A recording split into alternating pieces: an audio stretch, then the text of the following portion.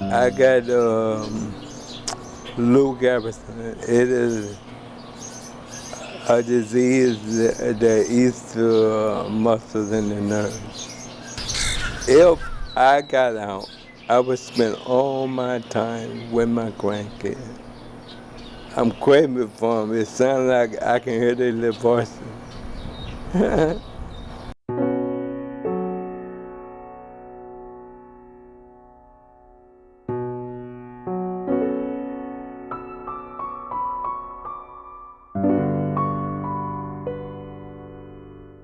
My name is Burl Cain. I'm the warden of the Louisiana State Penitentiary at Angola.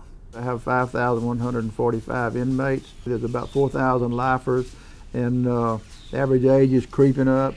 We bury more inmates than we release out the front gate, and that's a shame. We usually have about 1 or 2 a month that pass on, and we have the funerals here.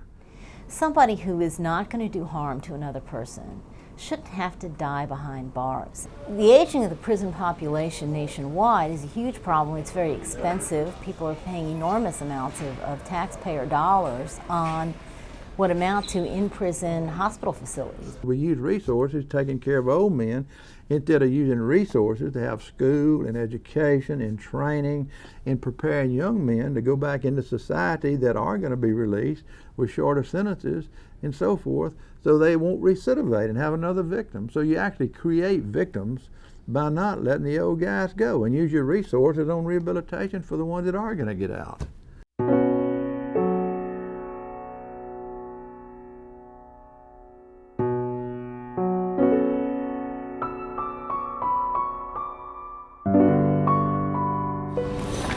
Well, I got heart problems.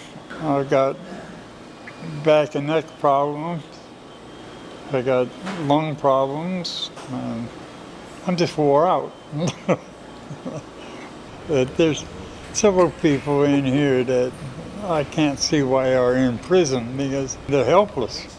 Well, when I came here and saw the elderly population, I said, God, while they're here, our name is correction, to correct deviant behavior. There's nothing to correct in these guys. They're harmless.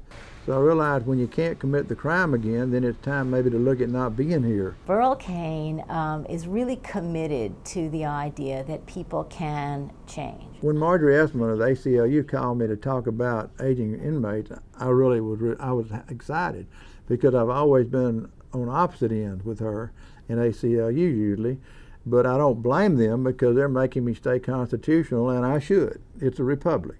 The bill that we're advancing right now would be to allow nonviolent and non-sex offenders who have reached the age of 60 and served a minimum of 10 years to earn parole, even if their original sentences did not include the opportunity for parole.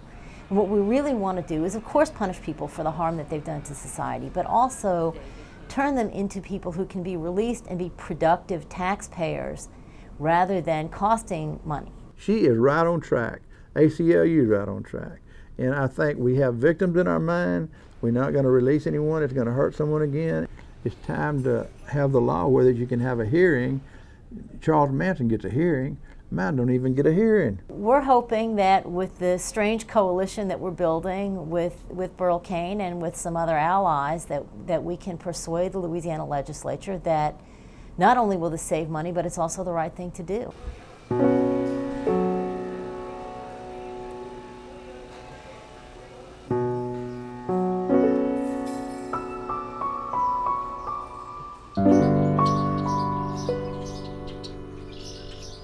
You got men that laying up on that water right now who have been in for 30 years, 40 years. I mean, how much time, do a man have to do to prove himself?